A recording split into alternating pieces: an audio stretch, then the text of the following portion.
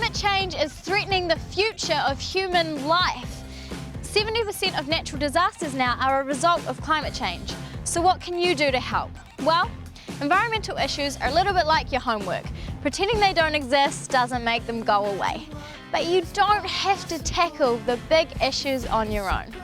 Greenpeace is just one example of people coming together to take on the big issues, like climate change. Founded in 1971 and now in over 41 countries, Greenpeace is an international organisation that aims to protect this planet. With over 2.9 million members worldwide, they campaign to protect our forests and oceans and for action on nuclear power, toxic pollution and, of course, climate change. Today we're catching up with Jessie Dennis, a young campaigner for Greenpeace, who was also a member of the United Nations Youth Delegation in 2010. Hi Jessie, how are you? I'm great, thank you. Let's have a talk about Greenpeace. So you've been working with them for 3 years now. How did you first hear about it? I was actually living over in London when I first got involved with Greenpeace, working for a local volunteer group and started doing petitions and campaigning, talking to people in the streets about different issues. And then when I headed back home, I became an intern for the political advisor with Greenpeace. Wow, and you've come a wee way since then, because now I hear you're driving the boats in the protests. Is that dangerous?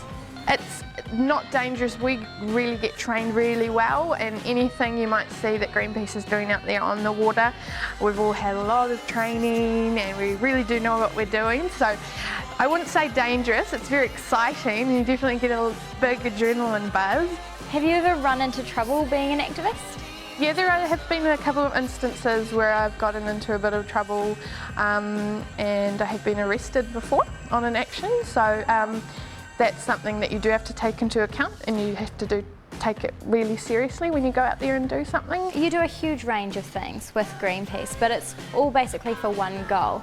What is it, if you can sum it up, that you want to achieve?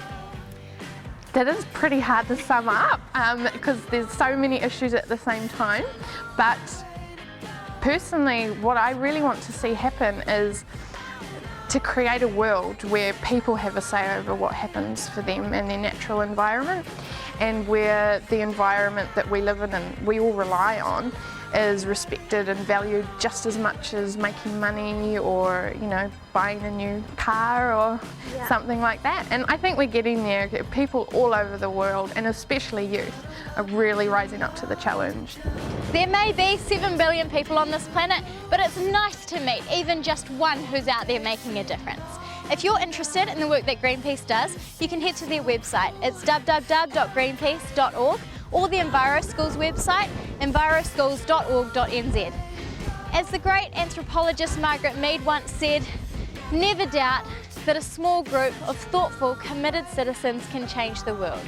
Indeed, it's the only thing that ever has. Until next time, this is Eco Warrior signing out.